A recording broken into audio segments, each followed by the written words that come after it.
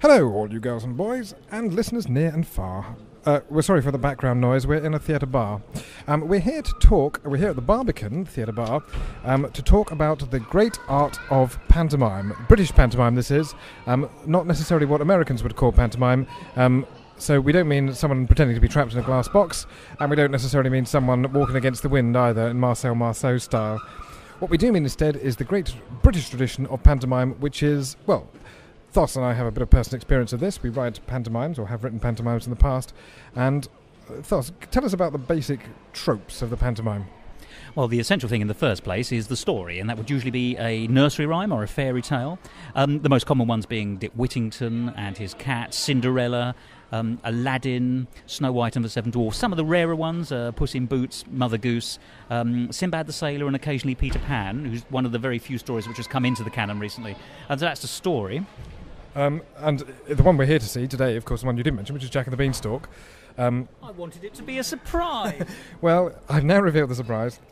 We'll be talking a little bit later to George Stiles and Anthony Drewe, who we've spoken to before, but we'll be talking to them specifically about this pantomime, Jack and the Beanstalk, for which they've written the score and for which Jonathan Harvey has written the book. We'll also be talking a little bit later to Jonathan Cohen, to Adele Anderson, and we'll be hearing from new presenter Becky Applin. And in between that, we'll be here in the foyer of the Barbican discussing some of the essential ingredients you need for a family pantomime, which is seasonal. It usually happens almost invariably happens at the Christmas period. And the New Year. And in the New Year as well, yeah. So, depending on whether you're middle class or not. So, one of the first things we need to talk about, well, we'll talk about the music a little bit later, and we'll talk about the audience participation element of a bit later. But let's just talk about the basic setup of pantomimes. Although they are all different stories, in reality, you do get quite a lot of the same ingredients each time you come and see one. Who would you expect to see in a panto? What's the stock characters? The stock characters are the principal villain, sometimes with an associated number two villain, a supernatural fairy or something who's always on the side of good. There will be the pantomime dame, possibly the most important character. And a pantomime dame, in case you don't know, in pantomime tradition, is a man dressed as a woman, usually playing the main matriarchal character, if you like. She's a mother or a governess or a nanny or something like that. Widow Twankey, who's in charge of the laundry in Aladdin, and his magic lamp is a very typical pantomime dame. There'll be the young romantic hero and the young romantic heroine. Sometimes, quite rarely now, the romantic male lead is played by a girl. That's called the principal boy. But that's now extremely rare. Yep. We also have skin parts too, of course, occasionally. Not in every story, but in some. Yes, by skin parts you are, of course, referring to people dressing up as animals rather than pornographic film stars. Yes, and no. And a typical one, of course, will be the cow in Jack and the Beanstalk. But you occasionally get camels in Aladdin and all manner. There's the cat, of course, in both Puss in Boots and indeed in Dick Whittington. The other thing that you have to mention is there's normally a comedy couple who are quite often associated with the villains, but are kind of incompetent, fun villains, and are quite often redeemed at the end. Let's consider the structure of pantomimes. How is a pantomime classically structured? What sort of elements you need in terms of the story to keep people watching? Good person put in jeopardy by bad person. It looks like they're down and out. All the good characters gather together, sometimes with the help of a supernatural character, and overcomes the villain, and everyone who deserves to lives a happily ever after life, whereas the bad ones sometimes are redeemed if they're the kind of comic villains, or if they're not, they are usually disposed of, is probably the best way of putting it. Yes, they're dispatched in some fashion, occasionally violent, but not always. Captain Hook, for example, goes down to a crocodile, famously in Peter Pan, when that's done as a panto. Unless there's a sequel, which of course now Disney have done.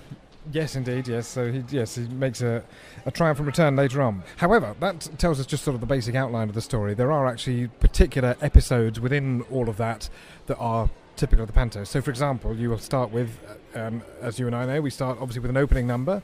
That's there, as in all musicals, to establish the world of the piece, and usually it's a chorus number. It doesn't always involve the main character, although it can do. Sometimes the romantic female lead will be a part of that. So you have that. That's one major thing. Then you normally have some kind of early jeopardy. Usually, it has to be said, to the dame character. Usually, it has to be said that they're going to be made homeless. There's some kind of money problems, therefore they need to find money. That would be the traditional thing. Right, so in Jack and the Beanstalk, that's why they had to sell the cow, is the famous example. You usually have a song in there somewhere that will introduce your main character. Again, in musicals, usually called the I Want song, and it expresses their desire to be somewhere a little bit further along. Better, happier, richer. Mostly richer if you're the dame. Yes, usually the dame's the one that's obsessed with material things, whereas the hero or heroine is the one that's obsessed with more romantic things. Yes, exactly. The desire to grow up, or the desire to get married, or both. There might be some typical scenes that don't necessarily come in a particular order, but I mean there are typical of pantos, for example. Well, the villain or the villain's henchman will get out on the stage periodically to rev the audience up into a frenzy of booing and hissing. First of all, it establishes the credentials of the villain, because if you actually analyse what a villain does in a pantomime, they very rarely actually are offering to do anything truly despicable. Often the plot makes no sense at all. How dare you? Well, within the confines of the logic of the plot, for example, in Dick Whittington, the principal villain is King Rat, who's somehow the leader of the rat troupe, who you'd have thought in real life wouldn't be much of an adversary for your typical grown man. But he seems to put up quite a good fight until the very end. Stage school kids, often, talking of the King Rat and his troupe, there'll often be some kind of role for a little chorus. We've already mentioned them at the beginning.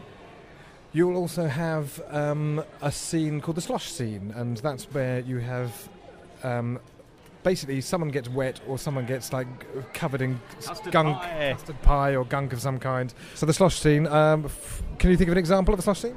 Well, these days, actually, on Dick Whittington, there's quite often a scene where the dame is the cook.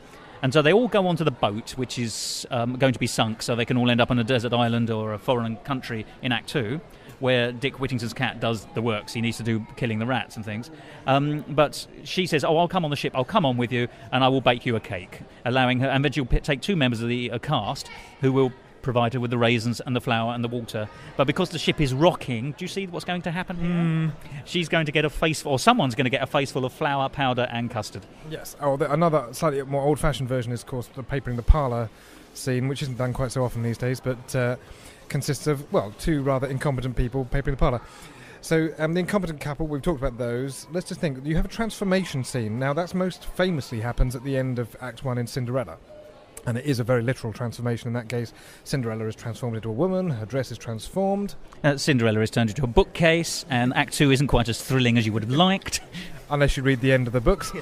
In other pantomimes, it takes other forms. Jack has to decide to climb the beanstalk. Usually there's a sort of point of decision is reached, and the main character has to decide to become a grown-up and to face the danger, basically. That's kind of pretty much... Although in Cinderella's case, it's not a particularly high amount of danger, but I suppose it's facing her something that will cause her to grow up. So basically that's where...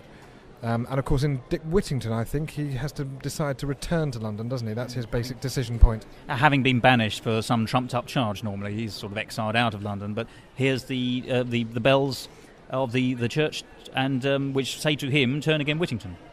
So that's the structure of the first act. In the second act, things don't tend to be quite so standard, do they? Usually the character, or often the character, will go to a sort of otherworldly place. In the case of Cinderella, we're off to the ball. In the case of Jack and the Beanstalk, we're off to the sort of cloud land where the giant lives and the giant's wife. In the case of Dick Whittington, we're off to, for some reason, a desert island. I never really understood that bit. Well, actually, this is where the structures of the pantomimes quite often let themselves down. Jack and the Beanstalk is one of the stronger stories, and that it explains why its great success has continued, because, as you say, the first act is all about getting to the giant's kingdom in the sky. The second act, he doesn't just go to the kingdom and come back down again. He then goes back for a second helping. So, in fact, you've got enough material to take you through the second act. As you say, the problem with Dick Whittington, the second act is they're all on a ship which sinks. They find themselves on a desert island, which is overrun by mice or rats. Dick Whittington's cat overcomes the problem, and so they have to pad that out quite a lot. So the second act of Dick Whittington is always quite disappointing.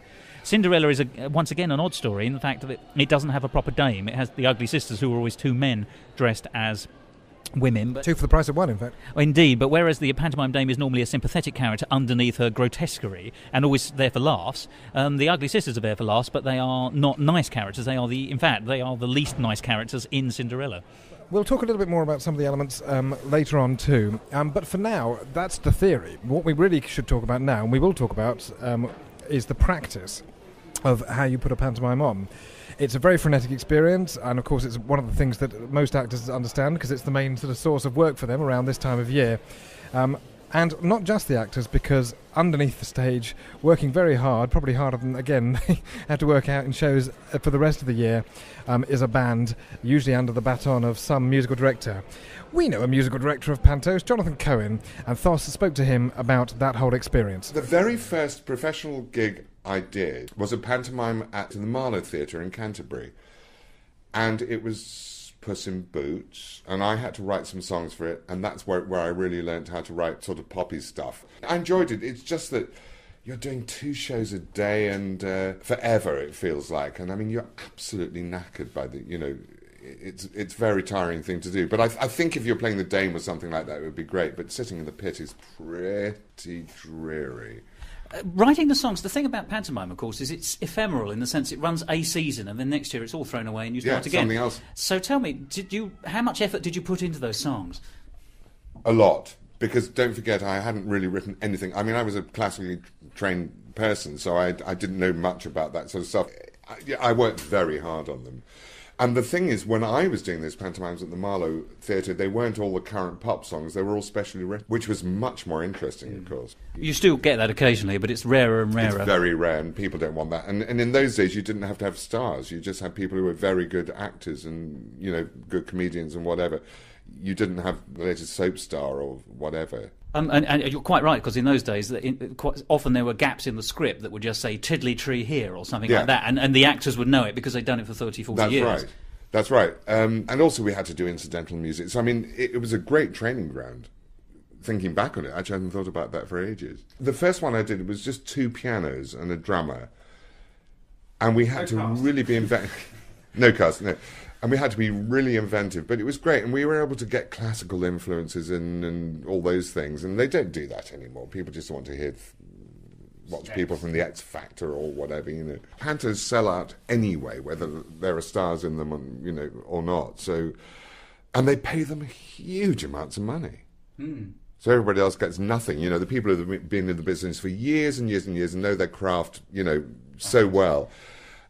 And somebody comes in and can't do it like a boxer or somebody else like that, But I mean, I'm afraid that's the way it goes. Did it make you laugh, bearing in mind you were putting in so much work? Oh yes, I mean when you get lines like the dame is down in the ogre's kitchen, right down in the basement, and she goes, "It's so dark down here. I'm all of a quiver. Where are your lights?" And the ogre says, "Next to me liver." That did make me laugh a lot, but most people didn't know what lights were. A good butcher's joke. Yeah, it made me laugh every night. But you decided never to do Panto again. I did do another one. I did one at the Thorndike Theatre a long time ago in Leatherhead, which was rather good. But I have to say that it was just too long, and I just thought, do I want to do this for the rest of my life? If I ever run out of money, I might. But just to touch on your television career, of course, you were also the musical supremo for the television's great comedy for children, Rent-A-Ghost, and there's one episode which is actually all about a pantomime. In fact, they all get turned into pantomime characters. And I think Chris Biggins was in that. Oh, he certainly was. He was Adam Painting. My God, yes. Do you know, that's all coming back to me. And I remember trying to get the attention of the cast, and I couldn't because they were all jabbering away and gossiping as they always do. And Christopher Biggins just went, "Listen to the musical director!" He did Richmond last year, and I went to that, and he's great. He's a great pantomime Dane. And he's a sweet guy. Tim and I also went to see that. Did you? Yeah, we did, and he was tremendously good. We'd gone the year before to see John Inman, and unfortunately John Inman was in the publicity but became ill with the disease that ultimately killed him. Right. So we saw the understudy. And John Inman and Christopher Biggins are recognised in this country as the 2 great pantomime dames. And so the next year we were able to see Christopher Biggins, so at least we did one of a double. Did you like Chris? Yes, he was fantastic. He'd done Cambridge for 25 years. I know. And decided he was going to give up Cambridge because I think he'd done everything he could there. I know. And came to Richmond and just bought the house down. Yeah, and did the same thing. But I'll tell you who did a brilliant, played Dandini, I think, Julian Clary in Birmingham. He was absolutely hilarious and wonderful. Dandini's Prince Charming's best friend in Cinderella. Yes, and he was absolutely fantastic. I mean, he was a scream. As I suspect he is in everything. Yes. Welcome back to the Barbican Bar. We're still a little way off the performance, so I guess we may as well continue to talk about how Panto is done. I heard from Jonathan Cohen there about the experience of being a musical director in Panto. of course, they have to play the score. Now, we've talked a little bit already about the score, and we've talked about the introductory song, we've talked about the I Want song. There are some other songs that you typically get in a panto. I mean, care to name a few? Well, the most important in many ways, although actually the easier song, because it's quite often a traditional song, so you probably don't have to write it, is the sing-along. Usually happens towards the end of the second act, and it's after there's usually a kind of double ending in a pantomime. There's the big come-down, whereby you've defeated the principal villain, but then there's a kind of... and afterwards there'll be a kind of a secondary, oh look, his henchman's still free, oh no, he's redeemed him or herself. But between that, they normally have something to do. The cast will come on, the survivors, the good guys, the people who have succeeded, will come on and say, but we've still got this task which needs doing. It's opening the treasure chest, or it's defeating this, that, or the other. And we can only do it if, for some reason or other, the audience join in and sing a very short and simple song with us. Something that sounds a little bit like this, in fact.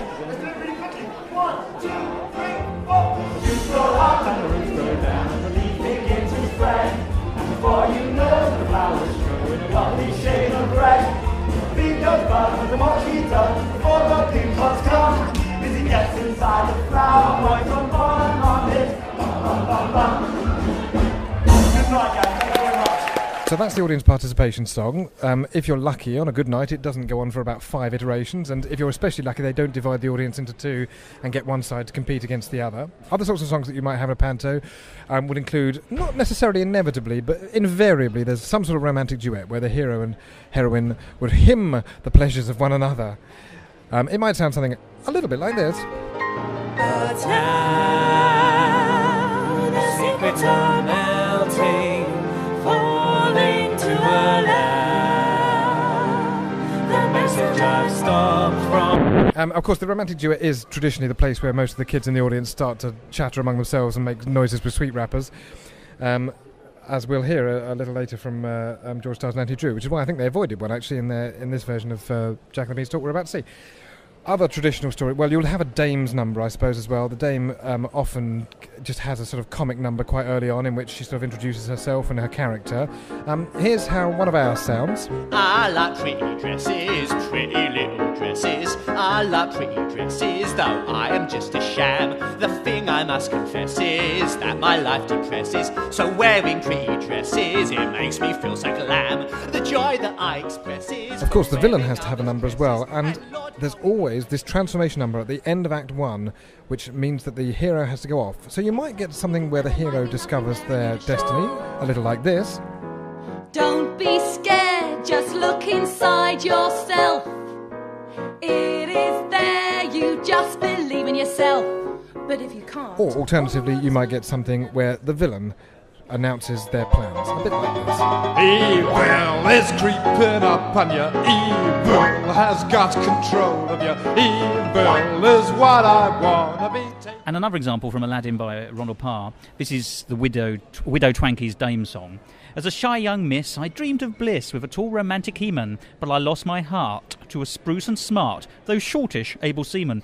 One afternoon, on our honeymoon, he said, I'll see you later. A berth I found on a liner bound for the glamorous equator.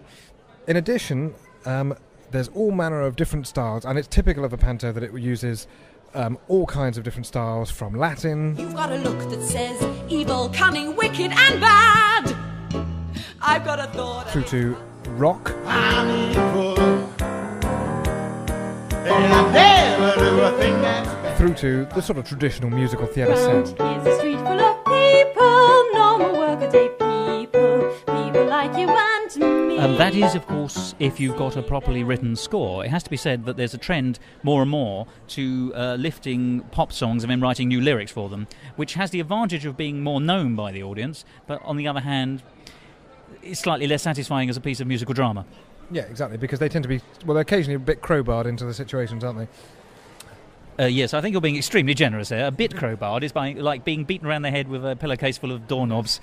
Well, I think in 2005, I remember that, of course, there was a big fuss about the song "Is This the Way to Amarillo?" and every panto that year somehow managed to squeeze it in by some reference to Amarillo. Who knows how they got it in? Well, not always. Is this the way to stuff a pillow? You know, there are plenty. But you know, if you're cleaning the house, that's a perfectly decent song to add.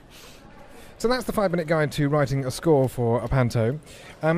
We haven't talked yet about the process, the nightmare process of directing a panto. We're going to hear now from Adele Anderson, not only a cabaret artist extraordinaire in her own right, but also the director of and star of Panto. Here's what she has to say on the subject. I absolutely adore it, yes. Of course, I always play Wicked Queen, apart from one fabulous year when Ian Liston of the Hiss and Boo Company took a real punt, and he cast Dilly and myself as ugly sisters down in Barnstable. No, we wanted it. Oh, right. I mean, he'd said to Dilly originally, would you like to be in one of my pantos? And she said, well, I don't want to be a good fairy. She said, that's very dull. The only part I would ever really want to play is Ugly Sisters with Adele. And he said, oh, leave it with me. And Barnstable, bless them, the Queen's Theatre Barnstable, kindly allowed us to do it. When the show then moved on the following year, nobody else would take us because women aren't allowed to play Ugly Sisters unless they happen to be married to one of the other Ugly Sisters. I think that's how it works. But we were fantastic Ugly Sisters. I looked like an even more raddled version of Patsy in our fair, and Dilly looked like Baby Jane. So there we go. And we had the most most marvellous time, and we had no shame but normally, as I say, I play Wicked Queen. And then some years ago, Tamara Malcolm, who was running the Theatre Royal, the theatre at Chipping Norton, rang me up and said, I'd like you to direct Panto. Well, that was another crossing the legs moment. I thought, I've never directed anything in my life. I don't think I could. But luckily, Sarah Travis was musically directing it and writing all the songs for it, so I knew I'd be working with a pal. And I did it by... I actually got quite methodical about it, and I made a game plan and divided up the speeches and blah, blah, blah. And I have to say that my actors said it was the nicest experience that they'd had, and I never kept anybody waiting. It's amazing how many directors do. You turn up, you sit around on your behind for a couple of hours. I never kept anybody waiting, or if I did, for 5 or 10 minutes, I would go out and apologise to them. And we got a very good review in the Daily Telegraph. And so then I was invited back the following year to direct Aladdin, and I did a really multi-ethnic casting. I gave Dean Hussein his equity card. He then went into Miss Saigon, and now he's been playing the devil in Jerry Springer on tour. I had a beautiful, beautiful Eurasian girl as the princess. I had a black genie. So I was very proud of both those productions. Back to the bar of the Barbican. It's starting to get a bit busier now, so we're not too far off beginning the performance of Jack and the Beanstalk. However, there's an element we still have to talk about, which is the audience participation, don't we? Oh, yes, we do. Oh, no, we don't. Oh, yes, we do. Oh, no, we don't. And so on until until thermal death point. It sounds a little bit like this. You can shout for him, gang. His name's Jack. After 3, 1, 2, 3. Jack! 1, 2, 3. Jack! And is repeated, well, quite a lot of times throughout the thing. Now, it does keep the audience engaged. Very much. It's usually the character identifier, if you like. Quite often the hero, but more often the dame, will come on and say, oh, hello, my name is Widow Twankey. Every time I come on, boys and girls, I want you to shout, hello, Widow Twankey, you're tall and long and lanky, or something like that. Right, so we've got the catchphrase.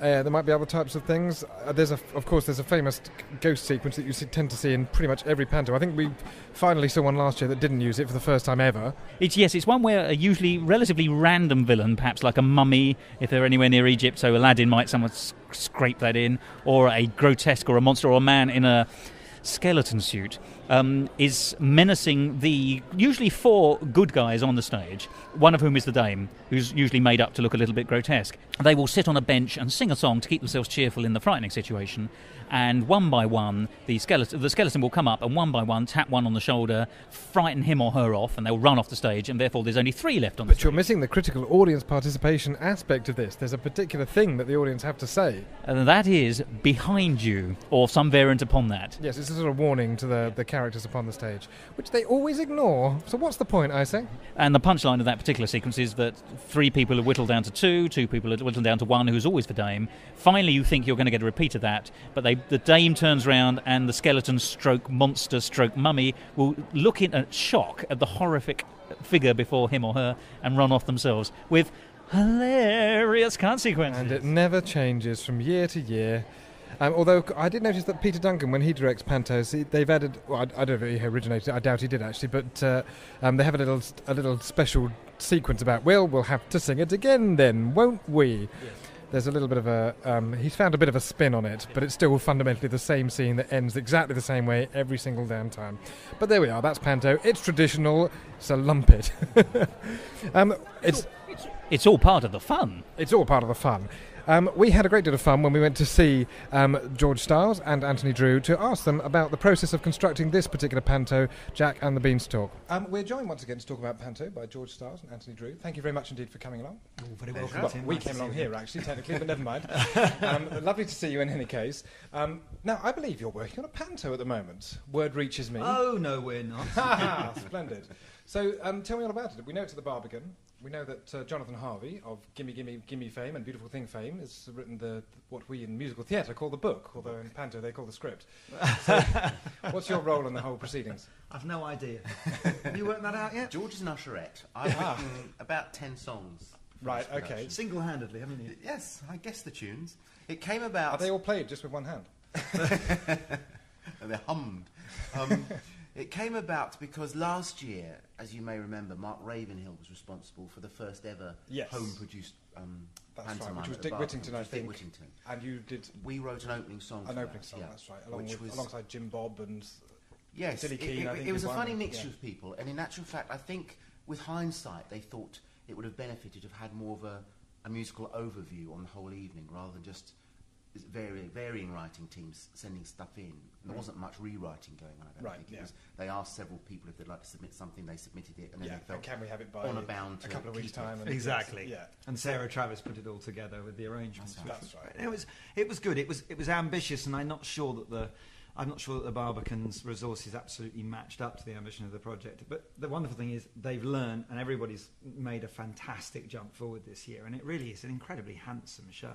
Now, this is an interesting point, actually, because one of the first things I wanted to ask you was that is it different to writing musical theatre? Now, it sounds like from what you just said that they're kind of moving in a more musical theatre, more integrated type of direction for Panto. We all agreed with the director, Giles Havergal, and Jonathan, that we would try and write more or less as rigorous a show as a musical, except we would include all the great Panto traditions. Sure, I'll try and say that again. All the great Panto traditions. All the great Panto traditions. That's easy for you to say. That's very easy for me to say.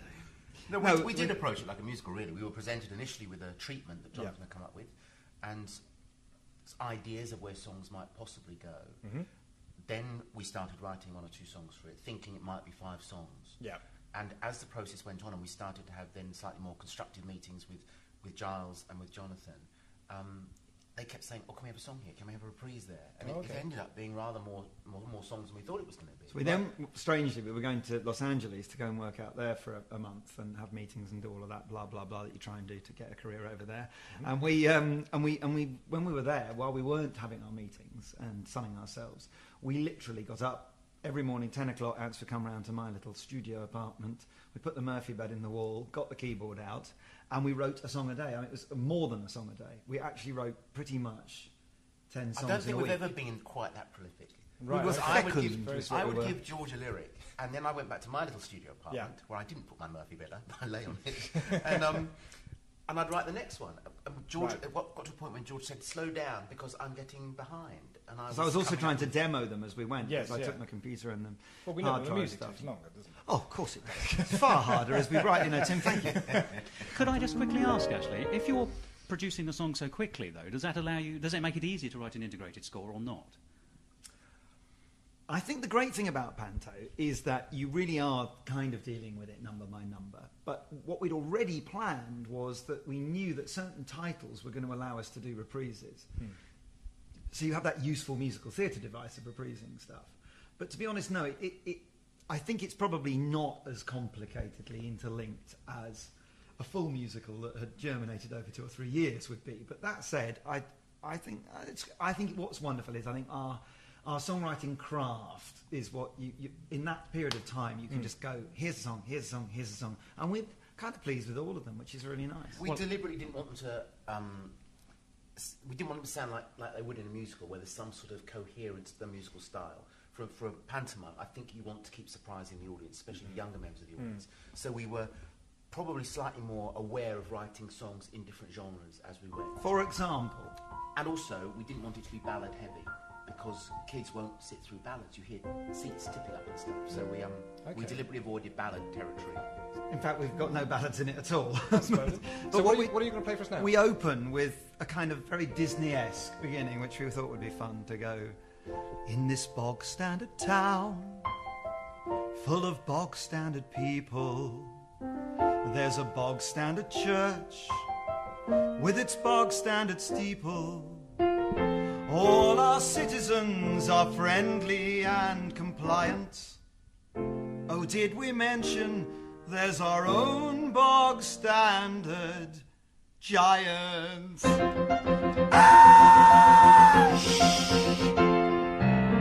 On this bog-standard day, there's a bog-standard fair. Lots of bog-standard stalls fill the bog-standard square, selling goods and chattels to each passing client. Did we mention we've our own bog-standard giant? He's a giant amongst giants, a monster amongst trolls, and he always comes out top in all the tallest person polls. In almost all respects he is humongous, and in between his toes he grows an evil-smelling fungus. Ooh.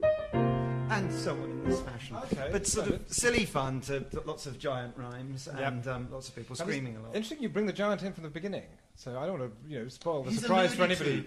Within the play, he's alluded to from the beginning. Right, okay. At the very top of the show, you meet Fairy Liquid up on her star. Yep. And she meets up in the stratosphere Beastly Boris, who is the giant's henchman, who comes down periodically to find people or cows to turn into pies to feed to the giant. So you do know from the get-go that there's a giant who also controls the kingdom in which our show takes place. Right, okay. Do you have panto memories yourselves, by the way? Yeah, many, presumably many. Yes, in a few. I mean, from the age of 3, I guess, we were taken to pantomimes as a family. Back in the late 60s, I suppose it was, the London Palladium used to produce enormous, very, very glitzy pantomimes. I remember seeing Cilla Black as Aladdin with Leslie Crowther as Wishy Washy. Yes. Terry Scott was a dame. I saw Derek Nimmo, Julian Orchard, Edward Woodward, Right, Laurie okay. Lapino Classics, Lane. Gielgud. There was a whole mixture of people, Yeah. but they were really big family musicals. Yeah. And at the time, for instance, with Cilla Black, I remember she had a hit song at the time. It was like a #1 hit. Sure. Step inside, love. No, it was Something Tells Me Something's Going to Happen Tonight. Something tells me something. Oh, we love. You sound like the Crankies when you do that. So, Thank you, yeah, Juliet. so I was brought up on them, and John Gale used to produce pantomimes out at the Assembly Halls in Tunbridge Wells, which is near me. The Hazlitt Theatre in Maidstone still produces pantomimes. So, yeah, I went to a lot of pantomimes. And we had a shared panto experience at Exeter University where we met, because they did an original panto. They had a season at the Northcote where they used actors who came back for every single play, so more or less a repertory season. Yeah. And that culminated in a panto at the end of the year, and it had this fabulous end of term feeling about it. And it was written by Rory McGrath and Jimmy Mulville, and I think directed by Nick Hyten. And it was just enormous fun. And the songs, I can remember 2 or 3 of the songs to this day, having heard them once. And that's what made me think, oh, you can combine all the He's Behind You and Oh No You're Not stuff with an original take on an original story, And with it a wasn't contemporary big names. What was, do you spin. remember what sort of It was subtext Aladdin. they used to do? It was Aladdin. It was Aladdin. Oh. But it didn't rely on big names being in it, in the No. same way that we're not at the Barbican. Yeah. In a way, it relied in the same way that Trevor Nunn did when he did Honker at the National. It relied on a sort of end-of-term romp for the resident company. So we as students have been to everything, have been at the Northcote all year, so we recognise Mike Burnside and Amanda Orton and the various actors who'd been there during the season. It's kind of interesting, isn't it? It has that sort of local aspect and that recognition aspect and the sort of almost villagey feel, because every village as well. Sort of is what it's about, isn't it? I mean, Yeah. it's about. I mean, on the big ones, it's about celebrating events that have happened that year, every panto in London has always whinged about the congestion charge for Yeah, the last that's 10 years. topical, It's exactly. whatever the thing is that this year, it's free newspapers, or it's the latest curse of waiting for queues at the airport. I mean, there's always an issue. There's jokes about Virgin Trains this year, and isn't it? You make it. That's the deal. It's got to be topical, and it's got to reflect the mood. It's got to reflect the times, just like, I suppose, like all good theatre does. Yeah. But it's a celebration of sort of the best of the year in a way. It's a sense. I think it's one of those good things that should only be specific to the calendar at that moment. Yeah. So I mean, presumably that's so. If we heard the show again, Jack and the Beanstalk, you might do some rewrites, or would you prefer to leave it just with this year's thing? I don't know. We haven't got strong thoughts on it really. I've just come back from Inverness, where they've just opened this new theatre up there, and I spoke to Colin Marr, the producer, and he's interested in the possibility of doing Jack and the Beanstalk. But my first thought was the gags will need updating because they're about Kerry Katona and Virgin Trains and things. That's the sort of area you can update. I think most of our songs are less specific to now. They're much more integral to the story. I think that you leave room in the book to update the gags. For example, the Dame. Oh, a the wonderful, Dame. wonderful Dame. I think he's one of the most brilliant dames I've ever seen in my life. He's called Andy Gray. He's from north of the border. He's never done Panto Dame in the south, and he's just a joy. He's a complete joy. Completely gets it. It's a very strong cast, and as soon as even before we knew it was him, we thought we'd have fun, because you give us a mean dame, don't you? You're going to give us your raising the moolah. This is when they're all poor. Give us The your dame dame. is poor, and her two boys, Matty and Jack, Mad Matty and Idle Jack, are trying to suggest ideas of how they can raise some money. And of course, there's Daisy the cow off stage the entire time, trying to get in on the song. So whenever you hear them, Daisy's trying to join in. And we thought we'd have some fun with the idea of moo and the word for money being moolah. So Dolly's very sad about I it. should point out for listeners that Anthony's now got into his dress and he's ready to give us his. And his full-blooded rosebud dame. lips are puckered up, ready for the opening night. I don't have the Midas touch. We're not as rich as Croesus. When beastly Boris comes along, the devil tries to fleece us. What's a widow meant to do when her rent is overdue? I'm so sad. Oh, I'm sadder than that. oh. Everyone has problems, but I've got so many. Money isn't funny when you don't have any. Nothing's worse than knowing you can't spend a penny. I don't think that life can get much crueler. What are we gonna do to raise the moolah? Not now, Daisy. Let's try cash in the attic. There's nothing in my loft. Well, what about your hard earnings? I'm afraid they've all gone soft. Perhaps we could play tunes, 'cause I'm a bit like Lara Croft. What's a widow meant to do when her rent is overdue? Everyone has problems, but we've got so many. Money isn't funny when you don't have any. Nothing's worse than knowing you can't spend a penny. I don't think that life can get much crueler. What are we gonna do to raise the moolah? Not now, Daisy. Hey, what about a boot fare? Our motor car was nicked, I've tried to win the lotto. but your balls were never picked. I could meet Simon Cowell and hope that something clicked. What's a widow meant to do when her rent is overdue? Everyone. Excellent. You get the flavour. So we're kind of doing a little bit of a madness moment going on there. a bit of It a becomes a bit of a... bit of a double entendre fest as well, of Do we course. really? Where? Didn't No spot a idea single what one. you're talking about. It was under the As they smut. rolled past. All pure. You nearly threw yourself by being funny there, didn't you?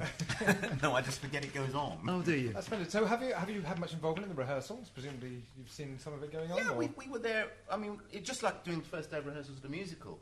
We were all together up at the National Youth Theatre, and the cast all read their lines, and George and I sang all the songs. Yeah. Because that point they didn't know them. Yeah.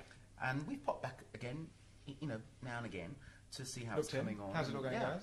Yeah. Occasionally ask for a new little reprise here and there, or a little sort of a more melancholy version of one of the songs. I've popped in rather more often than Anthony has, gentle listener, because the musicians work so much harder. There's always so many problems to solve. You heard it here first. But you're both your happy. next collaborator will be. But you're certainly happy with the way it's looking. I think George has found his niche in the world of Panto. I'm staying with him. Is there a double entendre in niche? Sorry, what was your question? No, merely that it sounds as though you are, but you're happy with the way it's going, and do you expect to tweak it as it actually starts? Oh, we Or have. do you- Jonathan's been tweaking the script. He's written the giant out. Yeah, well, you don't It's need just him, called do you? Jack now. Yeah. Just Jack. Exclamation mark. Nice moment. One of the other lovely traditions of Pantos is transformation scenes, and they've always been the thing that I remember as a kid going that. So you think, it's sort of glittery and tatty and lovely and funny, and then suddenly this glorious thing happens which you don't see coming. And of course, there's a beanstalk growing in this one. Yes. So we wrote and this one came about sort of, I don't know, a bit accidentally. You'll spot that Anthony read zoology and biology at university yes, we will. when it comes into this lyric. Because we have words that, frankly, without doubt, have never been set to music in the history of the world. Are we getting Dawkins the musical here? Is that effectively what we're... Well, I tell you, my botany lecturer X will be thrilled with it. So the fairies, led by Fairy Liquid, who's played by the brilliant Mel with the unpronounceable surname. I want to call her Glidrock, but it's not actually said like that, is it? We'll do some research and get back to But Mel and Sue, and she's just fantastic. And she sings, "To germinate a seed and leave all gardeners agog, add a shovel full of peat dug from our own bog-standard bog. Now all green-fingered fairies, you must chant along with me. We will turn a humble bean into a vegan fantasy. Parenchyma, collenchyma, sclerenchyma cells. You must now prepare yourselves, give in to fairy spells. Xylem, phloem, lignin, chlorophyll and floribunda. We ask you to cooperate, create a growing wonder. Let emerald and verdigris and other words for green add a bit more inspiration to our little buried bean. The rules of horticulture do not hold too much allure, but a little fairy spell is worth 3 buckets of manure. Parenchyma, collenchyma, sclerenchyma cells. You must now prepare yourselves, give in to fairy spells. Xylem, phloem, lignin, chlorophyll and floribunda. We ask you to cooperate, create a growing wonder. I did a little edit there. Wow. Bravo. Okay. And that's the sing-along, is it? Yes, that's on the song That's the sheet. one that everybody has to learn before they come It would down. have been quite funny to actually just bring that one in, Yeah. and then wrong one. Well, the sing-alongs often have nonsense words, and as you could possibly Good do. idea, we'll put that in That's next good. You see, year. anybody who's thinking that for Panto you don't need a degree in anything to write it, clearly you do. And they're nice Bit of words zoology. too. Yeah. It's meant to be the fairy casting her spell. Yeah, I noticed a few Stylesisms in the piano figures at the very top of the score.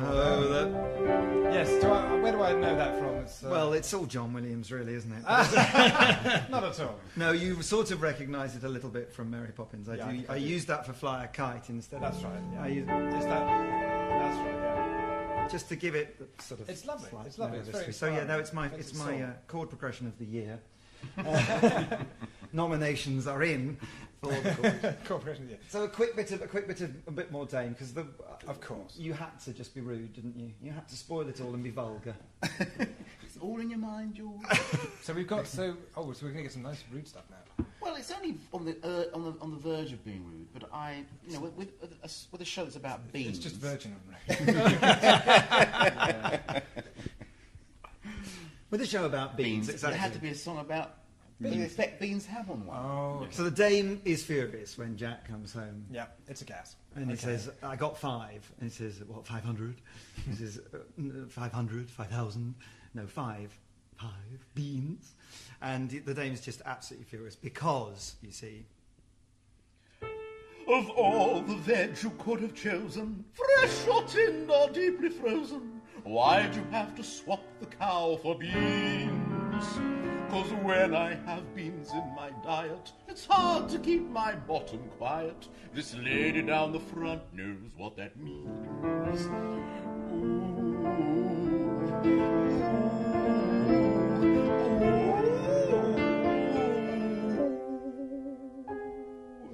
Beans give me wind, beans make me blow. Beans start to bubble, causing trouble down below.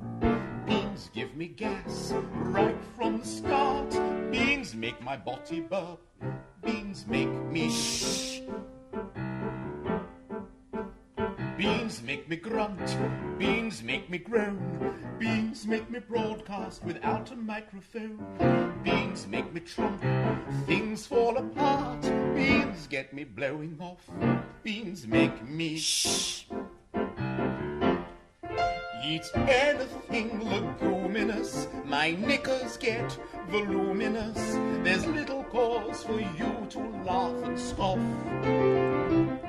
For once when I ate haricots, that night in bed I almost froze, because I found I'd blown the duvet off.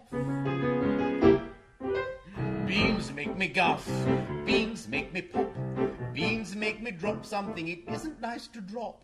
Beans make me toot right off the chart. Beans cause a nasty smell. Beans make me... Beans start a gust.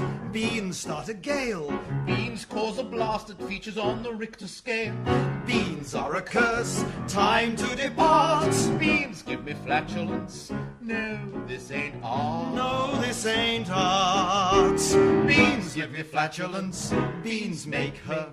Beans make her. Beans make me. Mother. Oh. Splendid. Silly, really, isn't it? It's very nice. The children absolutely adore it. Yes. Because, you know, They're going to go for but that why? more the than the love song. degree of rudeness is just perfect. And they're all scouting farts from the Of course, stalls, they which is just want to perfect. supply the missing Do you ingredients, so to think? speak. Yes, that's It's a lovely. Whitehall farts, yes. So that's good. So are there any other songs that you'd like to cover from this one? But then Oh, we'll a just quick burst of that. We had a very silly time writing that. We wanted to. We jokingly referred to the Act One closer for a long time as "Climb Every Beanstalk," Right. and it was quite hard to shake that thought, wasn't it? But then he came up with a very good little idea to play with the rhyme of "climb it." And I used every single rhyme, as you know. It's hard to find that many Yes. rhymes for rhyme. Yes. But So climb is one. Climb is one of them. So I compiled a list, and I think I used just about all of them. Every single possible one. So Jack begins it. Sometimes your destiny is waiting round the bend for you. Maybe I will make myself a friend or two. Sometimes challenges confront us that require us to be strong. If you haven't got the gist yet, I'll explain it in this song. If you write a poem, then you have to rhyme it. If you watch a race run, then you want to time it. If you see a church bell, well, you're gonna chime it. If you see a beanstalk growing, then you know you're going to climb it. If you make a hot pot, you should sage and time it. If you're painting bare wood, then you have to prime it. If you want a fun show, You should pantomime it. If you see a beanstalk growing, then you know you're going to climb it. So leave the earth below. No fears of vertigo. Though the sky is getting grayer, you could help to turn it blue. when you reach the ozone layer, there's a hole you can climb through. A hole to climb through. When you clean an engine, Then you must degrime it. when you're mixing mortar, then you ought to lime it. If you need a hero, then you know that I'm it. If you see a beanstalk growing, then you know you're going to climb it. We're going to mad. Yeah, that's Yes, big gospel It's a number. big gospel number then. So those are the climate changes, yes? I did bring that up in rehearsals once when we changed the song. I said we should call this climate changes. You touched on the ozone, very good. Well, there's a great middle eight which we didn't. Oh, I haven't got the lyric in here, but there's a good. At the end of the second bit, going skyward on a beanstalk. It's the greenest way to travel. All our problems will be solved. Going skyward on a beanstalk. Carbon footprints aren't involved. Yeah, so we managed to get that in some. Oh, we're cutting edge. Oh, what? Splendid, yes. I mean, topicality and everything. It sounds fantastic. Should we close that score now? Yes, we're looking very much forward to seeing it. It's on at the Barbican.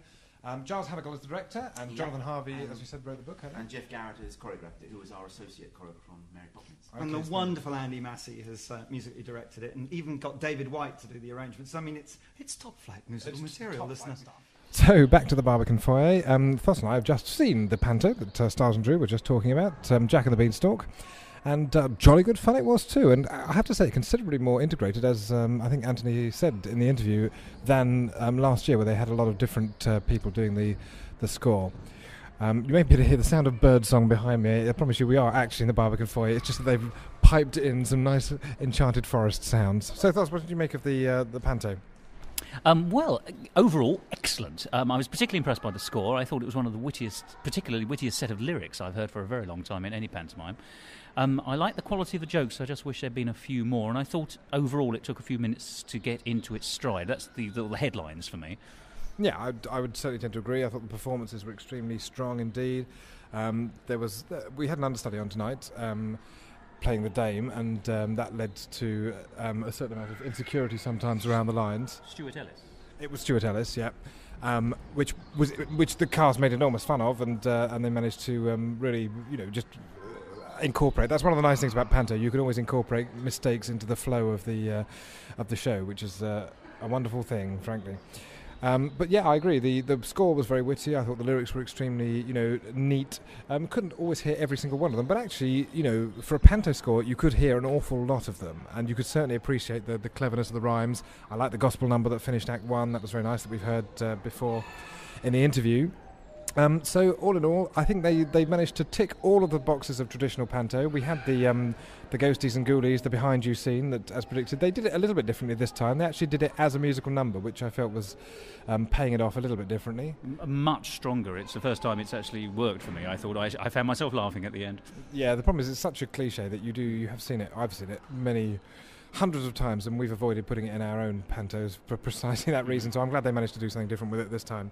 I'll pick up just a couple of the jokes. There's a couple of there's a great one right at the beginning for Dame, in response to some insulting comment to her, says, "I'm not over the hill yet." To which one of her sons says, "No, but you've got a pretty good view."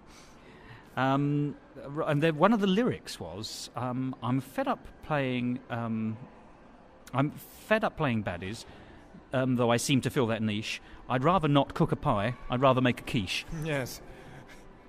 Steve First, I think we had as the Boris, the villain's henchman, as you quite rightly said, because the giant they managed to stage very well. Yes, that was very clever. First of all, it was done with lights, so a relatively large actor was in the wings with lights behind him, so he looked 15 times taller on stage. And then later on, they cut to the actor in real life and reduced the rest of the cast to puppets on the table, which was brilliantly done. In fact, I have to say, some of the puppetry was very good. There was a really wonderful dinosaur. Yes, it was very well made, although unfortunately the dinosaur was a little bit fragile, so they weren't able to have Jack fight it in any sort of sense. And I agree that the way they realised the giant scene with the puppetry was great. It was, in fact, it was the sort of thing that you see like in Edinburgh shows and things like that, because you have to find a creative way of changing the scale of the thing, and you can't afford. Well, nobody can stage a real giant coming on. Although I have seen it attempted a couple of times. However, they did the thing of changing the scale. They did one thing which was a little bit disappointing, which is that when it came to actually the giant. Chasing them. I'm going to give away the ending here, but the giant dies, okay? Mummy, say it's not He dies climbing down the beanstalk, and one of the unfortunate things about that is that they did that occurrence, although they realised the visuals of that very well, you only saw the aftermath. And unfortunately, Mel Geerdreich, I think it is, was forced to give us it like Shakespeare style. It's like, oh, there's a great big battle going on, and oh my goodness, look, and it was like the Spithead commentary, frankly. The pity is that they had used lights very cleverly all the way through. In the second act, when you're in the giant's domain, the enchanted but evilly enchanted forest was done beautifully with lights. She was running around the stage, as you say, describing what happened. They could have at least done a shadow show. I think there was a slight feeling of like the tech must have finished at that point of the narrative. A massive anticlimax in that sense, which was a great pity. Really, also, I have to say, quite a complicated sing-along song. Yes, it was a very complicated thing. Although what I liked about a lot of this show is that they used, well, as we've heard in the interview, they used a lot of botanical jargon in effect, but actually in a really creative way. And I do like things that you get a tiny bit of science. It was very jocular science, but it was a little bit of science in the sing-along song, and it was all about the bee wipes some pollen on his bum bum bum. Which is very witty. There were a couple of other things I'd like to mention. We've mentioned the puppet show. One or two of the orchestrations were very strange. Act 2 opened on a 80s throwback. It was a nice song. Yes, it had a very strong... Well, actually, I thought it was... there was a sort of Eurobeat feel to it, basically. It was like I don't know what the proper term is, but it was like happy techno. It was very disco-y, but like disco from the late 90s, I thought, was the sort of style. I mean, sort of post-Pet Shop Boys sort of style of club sort of dance music. So yeah, that was a bit... it was great, actually. It was nice to hear at least something more modern being attempted, so you can't fault it on those grounds. And of course, Jonathan Harvey had worked with the Pet Shop Boys before on the musical Closer to Heaven. Couple more jokes. They decide when they're going to sell the cow that Daisy the cow needs a clean, and somebody says, "Oh, should we take her to a cow wash?" Groan. Yes, absolutely. There's an exchange between two of them where Jack is offered 5 pieces of gold, and she says, "Gosh, that's more than," and someone interrupts, 4 pieces of gold.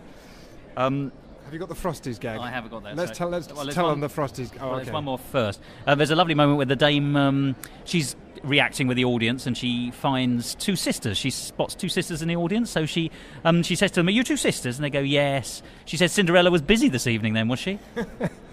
Splendid. And finally, the pièce de résistance. The dame is talking about her other son, the one that isn't Jack, Matty, and she's saying that when he was a boy, he said, "Mummy, I can't do my tiger jigsaw. I can't understand how to put all the pieces together." And she said, "That's a box of Frosties." Marvellous. That's a good joke. Hello, I'm Becky Applin, and I'm delighted to be with you to talk about pantomime. So, what is a panto? Well, we know it's likely to be a well-known story, Jack and the Beanstalk, or Mother Goose, or Aladdin. We know there'll be a man in a frock. We know there's likely to be a love story, although it'll probably be between a girl and another girl playing the principal boy. There'll be a baddie, there'll be a fairy godmother or another goodie. There's likely to be some kind of social class divide that gets in the way. There'll be lots of slapstick, one-liners and jokes, innuendos and so on. But what about the music? What do we expect the music to be like in a pantomime? Well, all too often now, the music is usually made up of covers of S Club 7 or other pop groups, which have really very little to do with the plot, and are more of an excuse for a good old song and dance, really. But most musical theatre has moved so far away from this as a model. Isn't it time that Panto did the same and upped its levels of musical sophistication? Or would that just kill it? Is it that froth and lightness that we love about Panto? Well, to explore this a bit further, I went to the Theatre Royal in Bury St Edmunds to see this year's Cinderella and the Glass Slipper. The Theatre Royal is an exquisite theatre. It's the only Regency theatre in the country, and it's just reopened after being closed for 2 years to be refurbished as closely as possible to the original theatre. It's always been the home of very traditional pantomime in a very historic and traditional theatre. This year's Cinderella, though, proved to be just a bit different. It's set in Russia, so that's already an unusual move, and all the music is originally written for the show by composer and musical director Anne-Marie Lewis-Thomas. I caught up with Anne-Marie backstage after the show to see what she thought about original music versus pop in the pantomime. Can you tell me what you think the difference between panto and musical theatre is? Because this is a website for musical theatre lovers. Do you think there is a difference? I don't think there should be a difference. I think there is a difference. Right. I think at the moment, most pantos just insert pop music. Absolutely. And it doesn't enhance the story, it doesn't push the story, it just deals, I don't know, with being popular, I suppose, just like the celebrities that they put in them. Absolutely. Now, we should mention that you've composed all the music originally for Cinderella at Bury Theatre Royal. So do you think the audience now has a preconception that it will be pop songs? I think most definitely. We've had a thing here quite recently where the audience were a little bit perturbed when they found out it was going to be original music. Oh, that's interesting. And a little bit upset by the thought of it. And it's been quite interesting to see them come round. I mean, it was written with that in mind, so the music is familiar. And it's not particularly clever, and it's easily accessible. It's a lot more, for example, Andrew Lloyd Webber than Stephen Sondheim. Yeah. And that seems to have worked because people enjoy the fact that they feel like they know it in a positive way, not in a negative way. And that everybody that originally said that they hated the thought of it being original music has now come round. What I noticed most was there's some large sort of ballad numbers that really drive the plot forward. And that's probably one of the major differences, isn't it? That the music actually does spur on the action and things actually happen within a song rather than having an entertaining movement. Because normally, because the pop songs have nothing to do with the plot whatsoever, they're always shortened as well because of that reason, because they can't move anything forward. Whereas now, the music, just like in the musical, can enhance the story and add to it and go a little bit deeper without becoming terribly dark about it and still keeping it quite light. But I mean, it's a real shame that everybody isn't putting original music in. Yeah, absolutely. And I would have to say this is probably the first panto I've seen where I had those same sort of spine-tingling moments that you get in a normal musical that I've never had in a panto before. Sort of where all the layers cross over. I think it's a very difficult line, and we were aware when we were writing it that we might sort of do that, and we did keep saying, oh God, we've written a musical. But it's not, it's most definitely a panto. But as you quite rightly said, in the ballads, it becomes very musical theatre. But I think a pantomime is musical theatre. What's the definition of a musical? Panto would come under it, wouldn't it? Because it's a play that's enhanced by music. And one of the other major differences with normal pantos is that you have a male as the prince. Yes. So that makes it much more real, and you really do sort of track his journey through in this version of Cinderella, rather than, here's a girl in boots who just needs to stand there. Yeah, and I think musically as well, it makes it easier to write that kind of love song, I think. I'm sure other traditionalists would disagree with that, but for me personally, I preferred writing it for the genders that we ended up choosing. Yeah, absolutely. And did you have a particular audience in mind? Did you think, were you going for the children or for mixed family audience, or very mixed? And the Theatre Royal's got a very strong audience base. And they really believe in their panto and they really believe in their theatre. In fact, of all the theatres I've worked at, this one, more than any other, seems to have this ownership within the town. And up until, for the last 2 years, it's been in a big top, their theatre here, because the Theatre Royal's been under renovation. That's right. So there's great expectations, I think, this year, which, whilst I wasn't involved in the last year, I was very much made aware that the expectation was to make it something very different. And interestingly, and good news for composers everywhere, I suspect, that their way of making it different and spectacular this year was to have original music. Did anything change structurally along those same lines? You had a very big sort of opening kind of prologue-like chorus, rather than the traditional sort of baddie comes on opening. It was very much because this version of Cinderella is bizarrely set in Russia. Absolutely. The whole opening was literally to slam the audience's face in the Russian bit of it. Yeah. And that was the absolute object of it. Hence the reason it's called Dobry Den at the beginning. And they just keep singing as many Russian rhymes as I can fit in. Absolutely, yes. And what about the traditional sing-along song? Was that more tricky because it was original and not something that they would be familiar with? That was tricky because, in all honesty, I forgot to write it. and we had a lunchtime to write it. And that's all I did was get together with my choreographer and work out what sort of things people could do in their chairs that were safe. So it sort of came from the actions. Absolutely. Really. And because there's a sort of the Russian theme that goes through a lot of the music. Little bits of fiddler on the roof. Absolutely. Yeah. And a lot of dies. Yeah. Being Welsh myself, that sort of appealed to me. So the sing-along kind of sorted itself out by the end with a few dies thrown in. But no, that, in all honesty, that was a lunchtime job of forgetting to have written the song. So do you think, just to sum up, it would be much more preferable for Panto generally to take this turn of having original music? I think if people like First Family and Thos decided to start hiring people to write music, that would just change the musical theatre in this country. Just because, as we all know, nobody can afford to put their money into musicals, or they're afraid to put money into musicals. And Panto's are such a surefire hit, I don't think they'd lose the revenue. And it'd be so exciting for all of us that enjoy musical theatre. I'm sure loads of composers and lyricists around the country would be delighted to be writing for Christmas. Absolutely. And it stops people being scared of new music. Yeah, so you could carry on through the rest of the year. They then feel that they can approach. Yeah, absolutely. And being unfamiliar is safe, and that's exciting. And I suspect it won't happen, but it's good that somewhere like the Theatre Royal Bury St Edmunds has taken that risk. And especially as it was a very big risk for them, and we were all made aware of that very, very early on. Well, thank you very much for talking to us. We should let you get on with your next show, as you can hear. Preparations are going on. Thank you.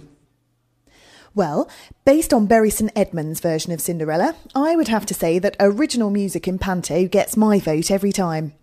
All the elements of Panto were still there. There was still as much direct address to the audience as usual, and you didn't feel at all that they'd overcrossed the line between Panto and musical. But it was so much more engaging, using music which was crafted to actually belong in the world of the show, and to forward the action and the character development. You really did get much more involved in the show. Will the rest of the world agree with me? Well, we will just have to wait and see.